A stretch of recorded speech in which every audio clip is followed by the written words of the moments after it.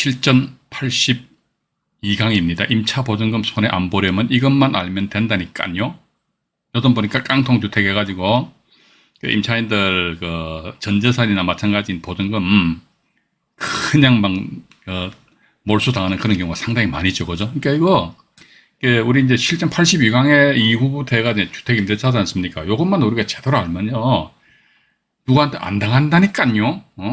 근데 사람들이 공부를 하기 싫으니까 머리 쓰기 싫은 거야 봐가지고 게임하고 말이야, 술 먹고 담배 피우고 요런 데 상당히 집중을 하는데 이게 말 그대로 피가 되고 살이 되는 이런 공부하는 데는 말이지 전혀 신경 안 쓰다가 말이지 막 졸지에 자기 전재산 저 그런 사람들 전 많이 봤어요, 바가 주변에.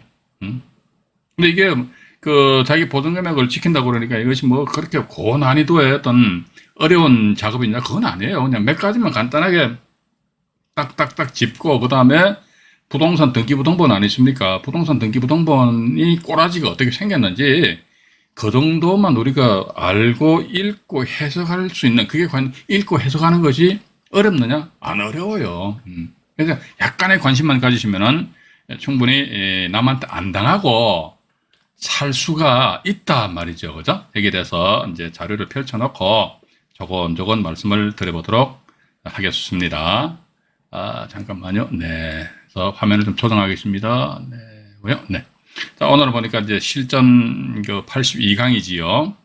날짜는 2023년 5월 17일이고요.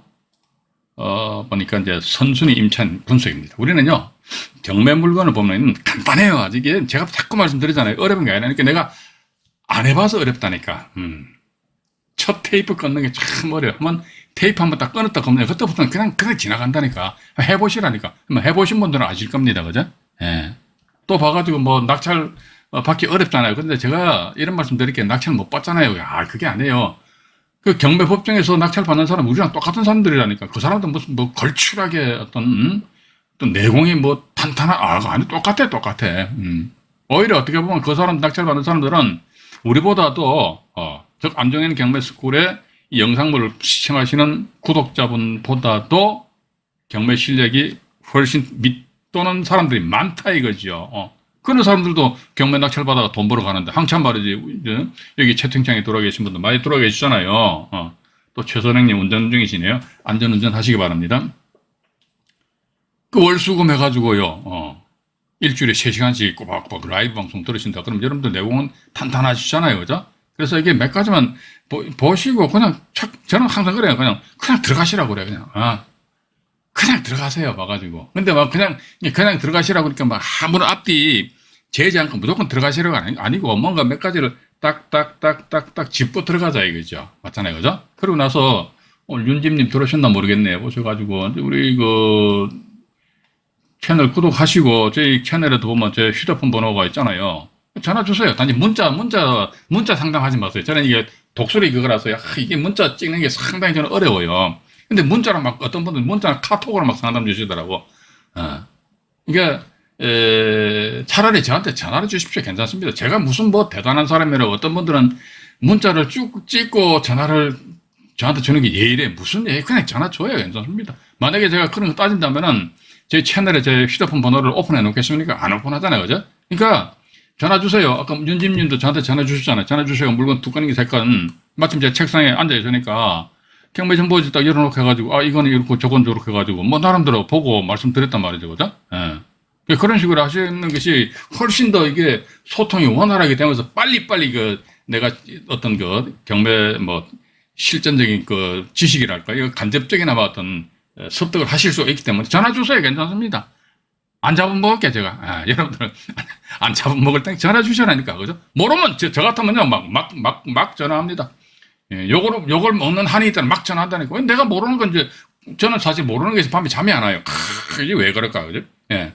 그런 소위 어떻게 보면 건조가 좀 있어야 된다, 저는 그렇게 보고 있습니다. 자, 그렇게 하시면서요. 어쨌든, 선순위 임차인 분석 이렇게 나와 있는데, 여기 보면 우리가 이제, 오늘 방송은요, 그냥 가뿐하게 여러분들도 들으시기 바라겠습니다. 뭐냐면 대학력과 확정일자, 우선 변제권, 또 이제 오늘 또 그게 방송에 언급될지 모르겠습니다만은 최우선 변제금 있잖아요. 그죠? 최우선 변제금 같은 경우도 아마 제가 1기 라이브 방송에서 말씀을 드렸습니다만요. 이게 최우선 변제금 같은 경우는요. 이거 아주 간단해요. 뭐 어떻게 한다더라 이거 봐가지고요. 이것만 아시면 됩니다. when과 where. 이것만 알면요. 최우선 변제금 완전히 끝내버린다니까. when, where 모르시는 분 있습니까? 중학교 때 다 외우잖아요. when은 언제입니까? 언제. where는 어디예요? 장소잖아요. 어디요? 어디요? 언제, 어디요? 요것만 딱 잡고 있으면요. 이게 우리가 주택임대차 보호법이 개정이 상당히 많이 됐어요. 소위 임차인들 소액보증금 아니십니까? 보증금 얼마일치가 얼마를 준다는 거. 그게 엄청 많이 바뀌었어. 그래서 저도 이제 사실은 초창기에는요, 다 외웠어요. 그런데 이제는 못 외워. 외울 수가 없어. 또 최근 내보니까 또 이 법이 또 개정이 됐습니다. 못 외워가지고요. 아마 참 이번 주 토요일 날 번개 모임 할 때에 오시면 제 책상 바로 옆에 보면요. 보도판이 있어요. 그래서 간혹 가다가 방송하다가 죄송합니다. 컨닝하겠습니다 해서 여기서 고개를 90도 싹 돌려요. 돌리면 여기 다 붙어 있어요. 와가지고. 2023년 올해 2월 14일자로 또 이게 법이 개정이 돼서. 이걸 어느 세월 다 외웁니까? 이런 거 외우지 마세요. 외우지 마시고 인터넷 가면 다 있잖아요. 그죠? 또 나가서 경매청보지를 보시게 되면은 임차인들이 최우선 변제금액은 말이죠. 얼마다 이게 다 명기를 다 해놨다고 해놨는데 굳이 그걸 뭐하러 외우냐고. 그죠? 그래서 when과 where 개념만 기억하시면은 최우선 변제 임차인들 소액보증금 끝나버린다니까. 그럼 그러니까 우리가 임차인들의 보증금액을 지키는 방법은 뭐냐 이게 대항력과 확정일자 최우선 변제 이 세 가지라니까. 이것만 알면 된다니까요. 그 대항력은 뭔데? 이거 전입신고한 거. 확정일자는 뭔데? 전입신고해도 임대차 계약책이라고 계약성에도 확정일자 도장 빡 찍는 거. 그럼 확정일자 뭔데? 그러니까 확정일자 받아놓게 되면은 우선 변제권이 있대요. 우선 변제가 뭔데? 우선해서 변제받을 권리가 있대요. 조금 더 길게 이야기해봐라. 후순위 권리자 기타 채권자보다도 나의 채권 전세보증금이죠. 그죠? 전세보증금을 우선해서 변제받아갈 권리가 있대요. 이 세 가지만 알면 다 끝나버린다. 이게 어렵습니까? 이것조차 복잡합니까? 그럼 그냥 그대로 다른 집에 전세 들어가면 맨날 전세보증금 띄워요. 그냥 괜찮아. 그리고 나서 전세보증금 띄인 상태에서 국가기관에다가 전세보증금 보존해달라고 이야기해요. 그럼 돼. 아이고. 그죠? 저 같으면 그렇게 안 하겠습니다. 또 나아가서 이런 영상물이 제가 이런 말씀 드리면은 제 자랑 같습니다만 이런 거 제가 무료로 공짜로 다 오픈해 드리지 않습니까? 그거 보시라니까. 그게 보기 싫은 거야. 봐가지고. 영상물 더럽게 기네. 1시간이나 막 그렇게 징징거리거든요. 그거 보지 말아요. 안 보면 됩니다. 자, 어쨌든 여기서 이제 선순위 임차인 분석 나와 있는데요. 보면요. 이게 대항력, 조금 전에 말씀 안 드렸습니까? 대항력 가지고 무슨 주임법, 이게 또 주택임대차 보호법인데요. 법 이름 하도 길어가지고 주임법이라 했습니다. 주택임대차 보호법 3조 1항에 나와 있대요. 이게 뭔데? 봐가지고 대항력 하면 아마 특히 공인중개사 공부하신 분들은 말이죠. 주주라고, 그죠? 주주가 뭐냐? 주택에 인도하고 주민 등록. 하면은 이게 대항 요건입니다. 대항 요건이고. 이게 대항 요건에 의해 가지고 요런 대항 요건을 갖추게 되면은 대항력은 언제 발생되느냐? 그러니까 요 대항 요건을 갖춘 대항력은요. 대항 요건을 갖춘 날의 그 다음날, 몇 시 오전 0시부로 해서 대항력이 발생된답니다. 그럼 대항력은 뭐냐, 이거죠. 그죠? 대항력은 뭐냐, 그러니까 우리가 남의 집을 주택 임대차 계약 체결하잖아요. 그죠? 그 임대차 계약 체결하는 그 목적이 뭡니까? 남의 집을 내가 들어가서 살겠다는 거 아닙니까? 그죠? 그러면 대항력이라는 뭐다? 그 임차인은 그 임차 주택에 들어가 살면서 계약 기간이 언젠가는 끝날 거 아닙니까? 끝났을 때에는 나는 임차인의 지위로서 내 계약기간 끝났다 그러면 집주인한테 나의 전세보증금 돌리도 라고 그렇게 이야기할 수 있는 힘, 그게 대항력입니다. 대항력. 그러니까 또 힘이 있어야지만 전세보증금 돌려달라고 이야기할 거 아닙니까? 그죠? 그러니까 결국은 뭐냐면 이게 또 제가 너무 길게 말씀드렸는데 그러면 이렇게 하시면 됩니다. 주민등록 이걸 보십시오. 주택의 인도는요, 봐가지고 현실적으로 우리가 입증하기가 쉽지 않잖아요. 근데 주민등록은요, 주민센터 가서 세대연람 확인서인가요? 좀 세대연람 확인서로 바뀌었습니다. 이 세대연람 확인서를 띄워보게 되면 그 주민등록 해가 된 사람에서 그 이름하고 한자까지 다 나오잖아요. 그죠? 그러면 주민등록에서 주민등록 그 다음날, 그 다음날 오전 0시 땡 하면 대항력이 발생된다. 근데 우리는요, 여기서 보시니까, 특히 이제 그 남의 집을 임대하시는 분들 같은 경우는요, 내가 등기부등본을 딱 봅니다. 등기부등본을 딱 보니까, 등기부등본은요, 표제부 해가지고요,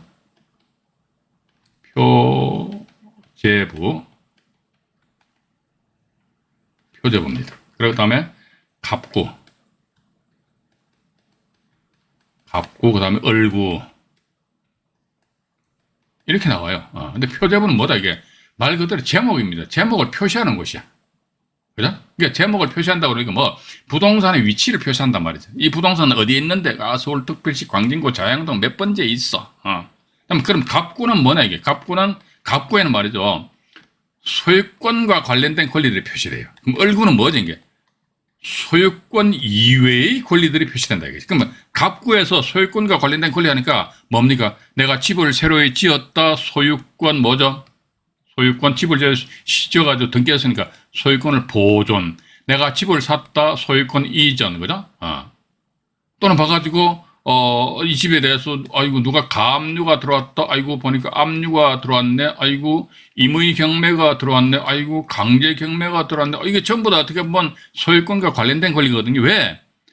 가압류, 만약에 갑이라는 사람이 어떤 당의 부동산에 대해서 가압류를 딱 했어요. 가압류를 했는데, 상대방이, 그 부동산 소유자가 갑한테 돈을 안 갚는 거야. 갑이 채권자겠죠. 그죠? 그러면 가압류권자 갑은 열받아가지고 법원에다가 본안 소송이라는 걸 제기합니다. 소송 제기해서 판결문 가지고 이렇듯이 강제경매를 집어넣어버려요. 자, 그러면 좋습니다. 가압류에 의한 본안 소송 가지고 강제경매를 신청한다더라. 그럼 어떻게 됩니까? 강제경매하면 소유권이 바뀌어버리죠. 그죠? 소유자가 바뀌잖아요. 그러니까 소유권과 관련된 거 아닙니까? 압류도 역시 마찬가지예요. 세무서에다가 세금을 내야 되는데 세금을 납부를 못했어요. 그러면 세무서에서 압류가 빡 들어와요. 압류 등기가. 이게 부동산 등기 부동산에 다 나오거든요.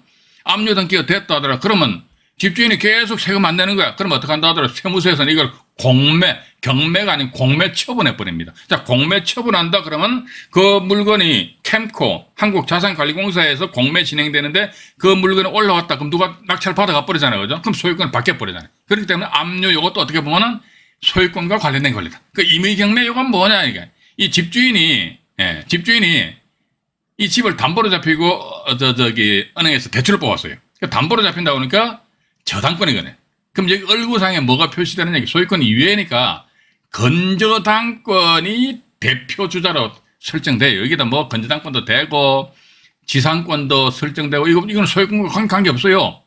소유권 이외 걸리니까 그 다음에 뭡니까? 또 전세권 있잖아요. 그죠? 요런 권리들 전부 다 을구상에 표시가 된단 말이죠. 예. 을구상에. 또 나가서 이게 주택 같은 경우 또 상가 같은 경우 임차권 등기 안 되십니까? 이제 임차권 등기 이런 것도 보면 전부 다 이게 을구상에 표시가 됩니다. 이런 권리 뭐다 전부 다 소유권과 관계 없는 권리는 말이죠. 근데 임의경매는 보니까 왜 갚구냐 그러니까 건저당권자가 돈을 빌려줬는데 저 사람이 말이지 채무자가 돈을 안 갚는 거야. 돈을 안 갚으면 어떡합니까? 건저당권이 담보권 실행이거든요. 담보권 실행하면 임의경매입니다. 그럼 임의경매 신청했다면 소유자가 바뀌어버리죠. 그죠? 그렇기 때문에, 이것도 역시 마찬가지 소유권과 관련된 것이기 때문에 갑구상이 표시되는구나. 우리 이것만 어느 정도 아시면 된다니까요. 그래서 여러분들이 만약에 남의 집에 임대차 계약 체결하신다 그러면요. 요즘 부동산 중개업소에서는요. 등기부등본을 일일이 다 발급해 줍니다. 이랬을 적에요. 갑구와 을구를 보시라고. 갑구상에 보니까, 아이고야, 무슨 뭐 가압류나 압류 이런 게 들어있으면, 머리 아파. 또 가등기도 이렇게 돼, 가등기. 이런 권리. 예. 이런 권리가 설정돼, 머리 아파. 그럼 저기 안정현 경매스쿨의 구독자이시라면 딱, 제 채널 대문에 휴대폰 번호 딱 적혀 있잖아요. 급하시면 저한테 전화 주시면, 그거 하지 말아요. 제가 분명히 그렇게 이야기하는. 그럼 안 하시면 되잖아요. 그죠? 예.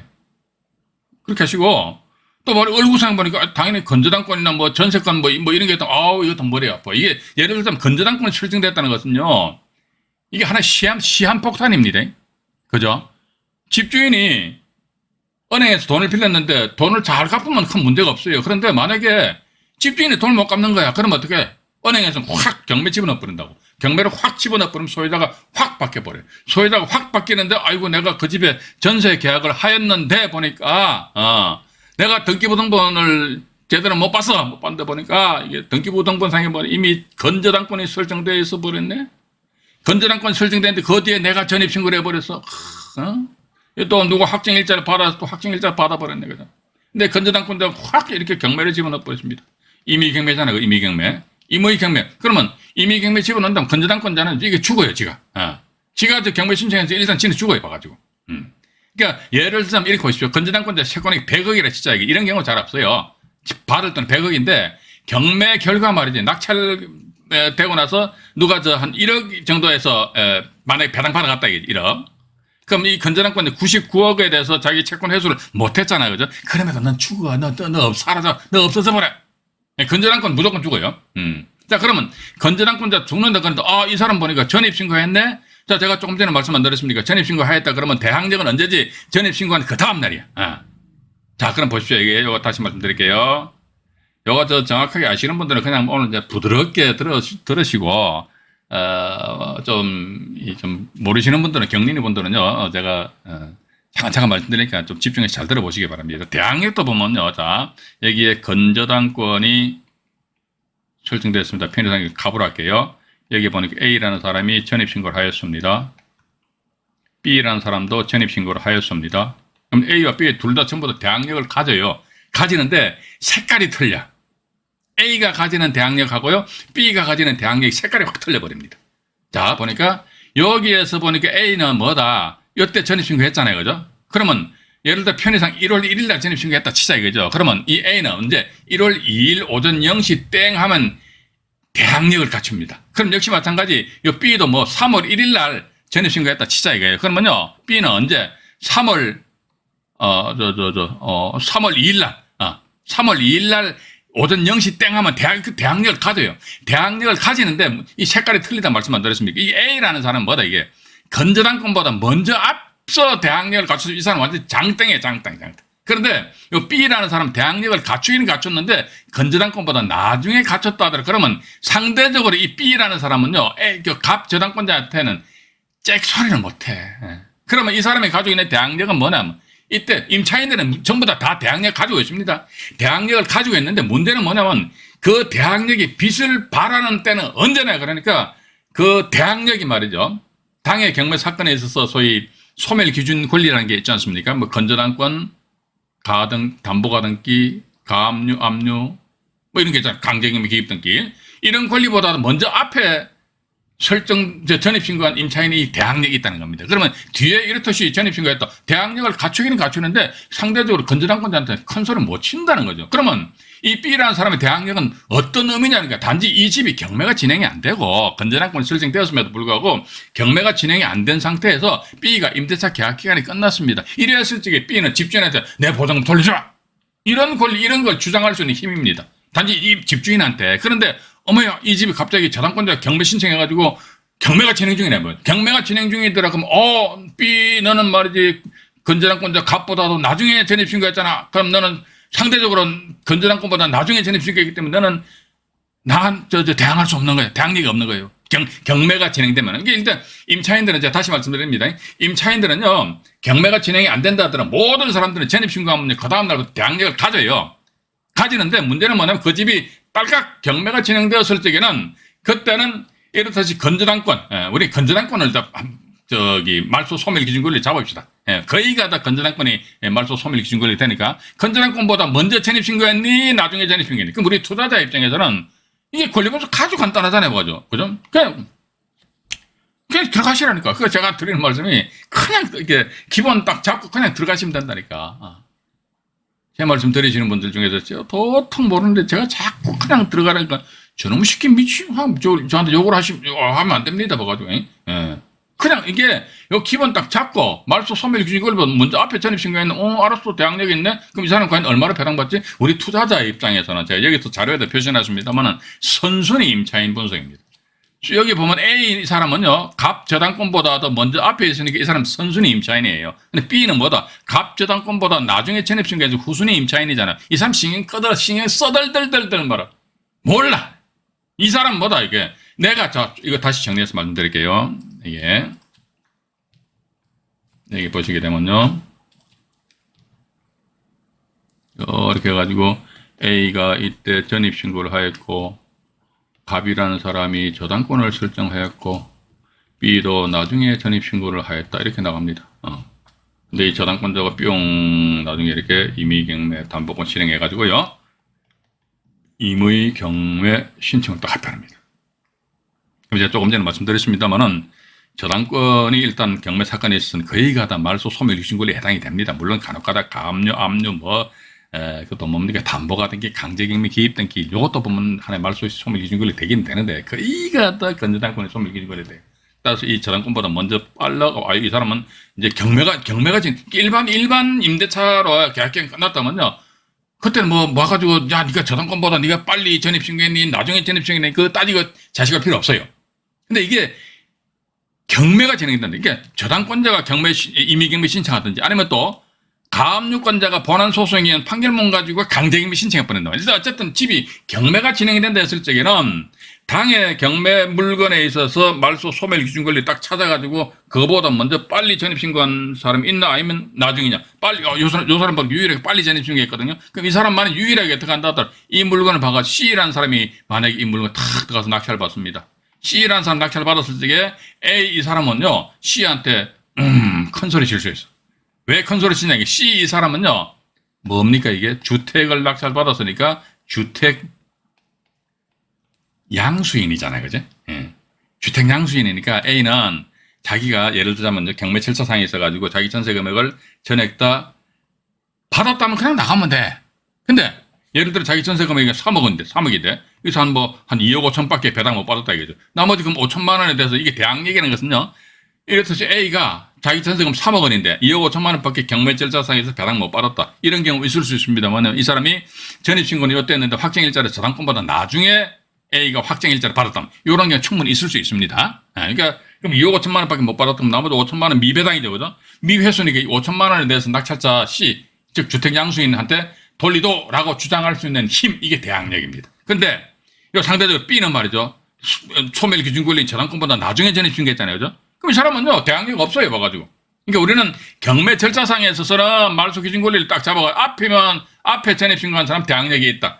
뒤에 전입신고한 N은 대항력이 없다. 그럼 얘는 대항력이 없다는 건 뭐다? 예를 들자 이 사람 3억 원 전세 보증금액인데 만약에 한 1억밖에 배당을 못 받았어요. 그럼 나머지 2억은 어떻게 C한테 주장 못합니다. 왜? 대항력이 없기 때문에. 그러니까 우리도 이렇게 보십시오. 우리가 이제 경매가 아니고 일반 임대차 같은 경우다 보면 계약 기간이 끝났을 적에 임차인이 임대인한테 집주인한테 전세 보증금 돌려줘라고 얘기하잖아요. 그럼 그건 어떤 걸 근거로 해서 돌려달라고 그럽니까? 대항력이잖아요, 그죠? 대항력이 있다는 전제에서 이 경매도 마찬가지입니다. 경매 사건에 있어서는 요것만 조금 구분하시면 돼요. 경매 사건에 있어서는 소멸 기준 권리보다도 빨리 앞서 전입신고한 사람은 대항력이 있는 거야. 그렇기 때문에 이 사람 같은 경우는 자기 전세가 5천만 원 못 받았다면 C한테 줘!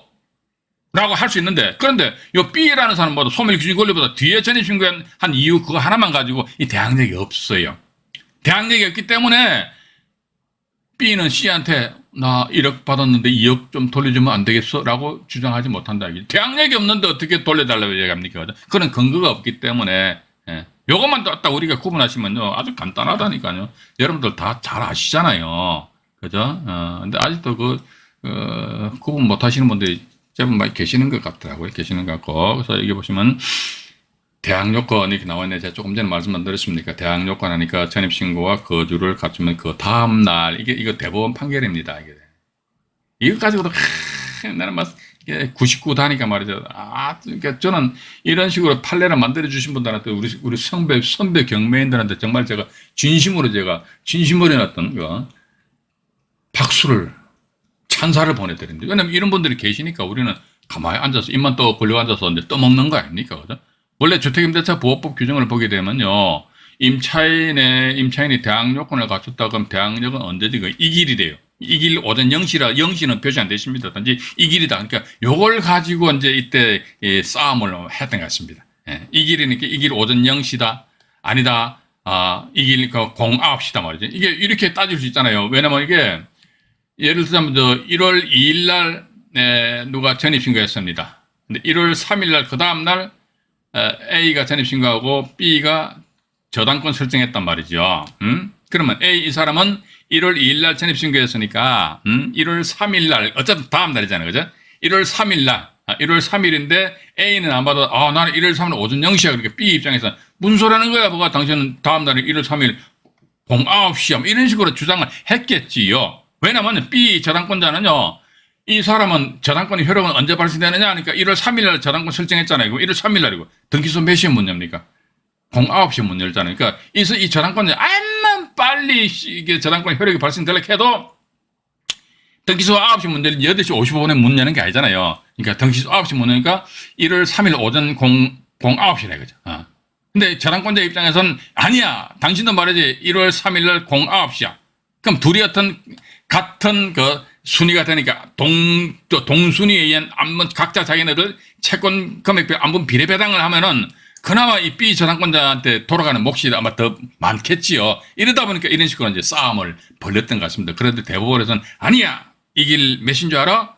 오전 0시 땡 하면은 임차인으로서 대항력을 갖추는 거야. 그러니까 저당권자 너는 좀 꺼져줄래? 이런 식으로 해서 이제 나름대로 교통정리를 했다는 것입니다. 그래서 현재 여기 잠깐만요. 지금 현재 경매 진행 중인 사건인데요. 경매 진행 중인 사건의 경매 사례를 제가 몇 가지 우리 시청자 여러분들에게 이제 제가 이제 뭐 칠판에서 이론적으로 말씀드렸으니까 이걸 한번 볼게요. 잠깐만요. 김천 사건인데 이게 현재 경매 진행 중입니다. 이게 2022 타경에 13253 해가지고요. 5월 17일 오늘 입찰 당일인데 이게 아직도 유찰됐겠지요. 이건 뭐 입찰 당일 오늘 5월 17일이네 그죠? 5월 17일이고 잠깐만요. 화면을 좀 확대하겠습니다. 네, 됐습니다. 5월 17일인데 이게 지금 제가 자료를 조사해 보니까 구미 물건이잖아요. 지방 같은 경우는 요즘 참 이게 빨리 회복이 돼야 되는단 말이죠. 이게 참 회복되는 게 참 상당히 힘든 모양입니다. 지금 현재 1차 감정가 8,300이잖아요. 그죠? 여기 20평형입니다.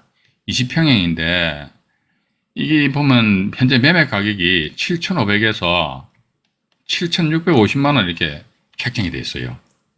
최근에. 근데 왜 이렇게 고가로 평가됐냐 하니까 이 물건의 가격 시점 보시니까 안 됩니까? 2022년 8월 30일이죠. 요 당시에는 이 정도 금액이 했다니까요. 근데 이게 하다가 갑자기 훅 이제 곤두박질 친 거 아닙니까? 그죠? 근데 이 물건에 보니까 대항력 있는 임차인의 보증금이 얼마더라? 7천만 원짜리 임차인이 있습니다. 7천만 원짜리 임차인이 있다 하더라는데 매매가가 7,500에서 7,600 한다더라. 이것도 뭐 봐가지고 내가 내 집 마련 차원에 썼어. 그죠? 그냥 내가 입찰 들어간다. 그럼 이런 건 입찰 들어가셔도 괜찮을 것 같아요. 8,300이니까 8,300 이때는 입찰 들어가면 안 되겠죠. 당연히. 그러니까 오늘 당연히 유찰 돼야겠지요. 유찰 돼야 되고 여기 보게 되면 이제 밑으로 내려오니까 여기 나와 있네요. 여기 보면 홍모 시장부 또 배당 신청 안 했네. 그럼 이게 입찰 들어가면 안 된다. 그죠? 가압류 두두두둑 상태에서 가압류권자 이 신한은행이가 하여튼 이 사람들이 본안 소송에 의한 판결문 가지고 강제금이 신청했는데 제가 조금 전에 칠판에서 뭐 소멸 기준 권리에서 건저당권이 대표 주자라고 그랬잖아요. 근데 원래 소멸 기준 권리는요, 건저당권, 가압류, 압류, 또 가등기 중에서도 어떤 가등기, 담보 가등기, 또 보니까 강제 경매, 전세권도 이게 때로는 봐가지고 이거 말소 기준 권리화되는 그런 경우 있을 수 있습니다. 이건 제가 나중에 말씀드리고요. 근데 이건 보니까 전부 다 가압류, 강제경매. 여기 보니까 가압류 다 들어가 있잖아요. 그죠? 강제경매도 또 들어가 있네. 어쨌든 봐가지고요. 요 권리들 중에서 제일 확 섞어가지고 부동산, 등기부동산상 제일 먼저 탁 설정된 것이 그 당해 경매 사건에서 소멸 기준 권리라니까요. 따라서 이거 보니까 가압류에서 이게 뭐 롯데겠죠. 이 사람들이 가압류 설정했던 이게 하나의 말소 소멸 기준 권리가 됩니다. 2022년 4월 20일이잖아요. 그죠? 근데 홍모씨 당신은 언제 전입신고해서 2021년 11월 26일 날 전입신고했어요. 근데 배당 요구를 안 해버렸어요. 안 하면요, 이거 들어가면 안 됩니다. 이거요, 제가 볼 때는 이게 매매, 최근에 실제 거래가격이 한 7,500 정도 된다고 그랬잖아요. 그죠? 이거 한 300만 원 내지, 한 200 내지 300만 원 선에서 낙찰 받아야 돼요. 왜냐면은, 예를 들어가 한 300만 원에 낙찰 받잖아요. 그죠? 300만 원 낙찰 받아도 이거 경매 비용은 다 나가버려요. 그러면 결과는 좀 내가 낙찰자 7천만 원 다 순수하게 끌어안아야 되거든요. 그러면 300만 원 플러스 7천만 원 하게 되면 얼마입니까? 7,300만 원 돼버리잖아요. 그죠? 근데 현재 매매 금액 7,500만 원이니까 그냥 세워라. 내워라. 나 놔둬버리는 거야. 세워라, 내워라. 이런 경우 봐가지고 낙찰받고 나서 저기 뭡니까, 어쨌든 임차인의 보증금액을 낙찰자가 인수를 해야 되기 때문에, 그죠? 인수를 해야 되기 때문에 그냥 뭐 명도하는 데는 전혀 어떤 신경 쓸 필요는 없지 않겠느냐 하는 그런 생각을 가진다는 것입니다. 또 하나 더 보여드릴게요. 여기 이제 북부 사건인데요. 2022 타경이고 2022 타경에 2766 해가지고요.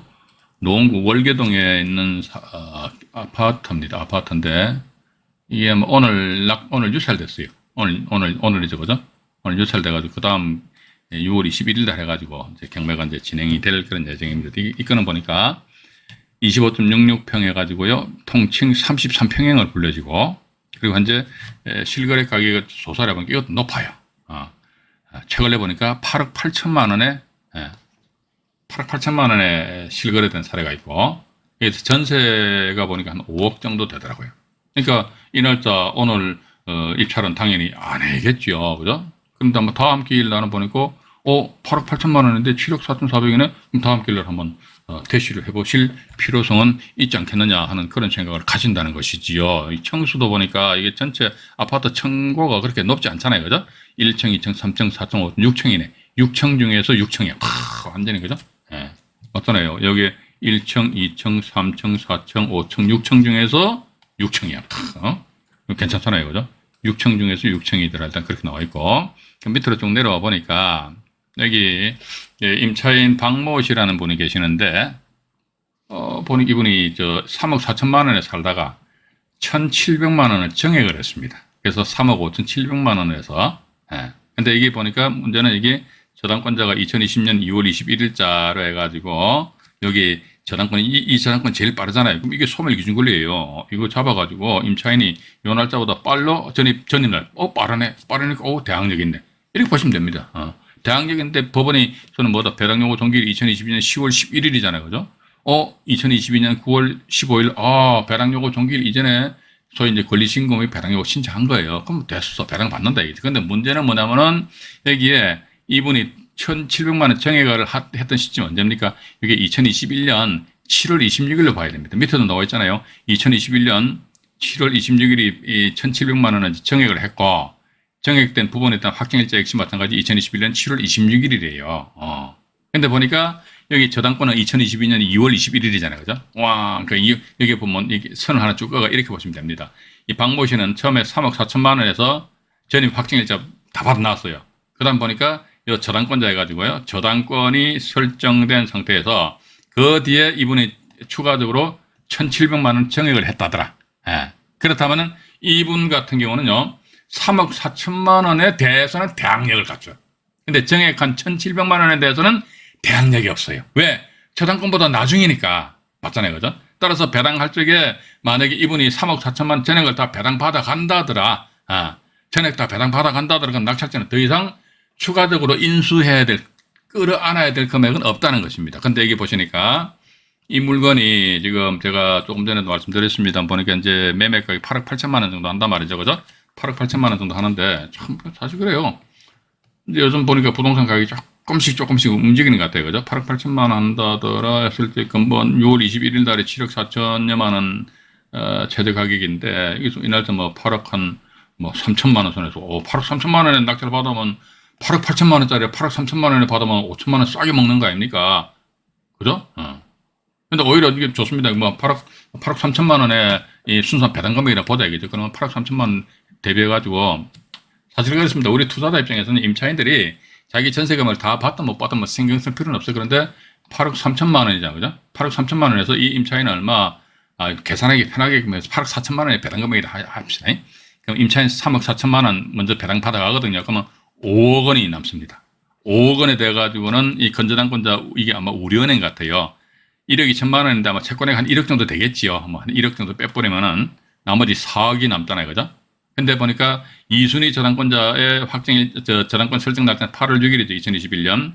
근데 보니까 이분은 2021년 7월 26일이요. 그럼 4억 중에서 이분은 1,700만 원 다 배당받아갑니다. 자, 그러면 결과론적으로 이 임차인 박모 씨는 말이죠. 자기 전세 보증금 3억 5,700만 원 전액에 대해서 어쨌든 대항력 있는 임차인인데 자기 전세금 전액을 다 배당받아가잖아요. 그죠? 이때는 어떻게 하신다더라. 여러분 가만히 있으면요. 이분이 낙찰받은 여러분들한테 전화가 와요. 왜? 명도 확인서를 써달라고 그래요. 대항력 있는 임차인인데 자기 전세 금액을 전액 다 받아간다더라 이랬을 적에는요, 낙찰자로부터 명도 확인서를 받아서 법원에 제출해야지만 배당 절차에 참여해서 배당을 받아갈 수 있다는 것입니다. 그럼 이런 경우 뭐다? 명도하는데 눈도 하나 깜짝 안 하잖아요. 그죠? 하여튼 명도 그렇게 막 어머야 무섭게 생각하지 마세요. 일단 낙찰 받는 거, 그것도 뭐다 이게, 경제성이 전제가 된 낙찰 금액이어야겠죠. 그죠? 그냥 막 질러버려? 그거는 무식한 투자지. 그죠? 한 10대 번 떨어지면 이렇게 열받아가 뭐 머리에서 뜨끈뜨끈 하거든. 에이, 질러버려. 뭐, 질러면 내가 죽는다니까, 봐가지고. 그런 사람 주변에 있어요, 봐가지고. 참 어리석은. 근데 제가 볼 때는 그 본인들이 그렇게 한 것이 아니고 아마 이런 컨설팅에서 이렇게 자꾸 연계가 되다 보면 또 그쪽에서 뭐 그런 말에 들립디다 봐가지고, 바지를 세워가지고 말이지. 뭐 땡겨주는 바지, 뭐 밀어주는 바지, 뭐 그런 바지가 있대요, 봐가지고. 저는 그런 바지 본 적도 없는데 해가지고 그렇게 해서 막 어리다리 막 완전히 그냥 혼란에 빠뜨린 상태에서 그냥 우럭 낙찰받게 해버린답니다. 이런 식으로 해서 낙찰 받아서 기분 좋기는 좋은데 뭔가 좀 찜찜해. 그런 경우가 이제 없잖아 있을 수 있다는 겁니다. 그죠? 그래서 제가 드리는 말씀이 그런 걸 안 당하려고 하면 이런 아파트 같은 경우는 굳이 뭐 컨설팅에서 가가지고 말이지 몇백만 원 돈 줘가면서 이렇게 할 필요가 있습니까? 없어요. 말합니까? 봐가지고. 유튜브 상에서 이 영상을 찬찬히 보시고 말이지 모르시면 말이지 저한테 전화 주시면 제가 상담료가 전화가 이거 돈을 받습니까? 뭘 받습니까? 그냥 하시면 될 거 아닙니까? 맞잖아요. 그죠? 그렇게 하시는 것이 제가 볼 땐 지혜롭고 현명하지 않겠는가 하는 그런 생각을 가지게 됩니다. 일단 일부 방송에서는 말이죠. 이 대항력 이 부분에 대해서 이제 개략적으로 말씀드렸고, 화면 정리한 상태에서 2부 방송에서 이제 확정일자에 우선 변제권 아니십니까? 제가 비교적 빨리빨리 좀 진도를 나가도록 할게요. 하고, 또 현재 기존의 경매 진행 중인 물건을 시간이 남으면은 또 소개 말씀을 드려보도록 하겠습니다. 82강 1부 방송을 마치도록 하겠습니다.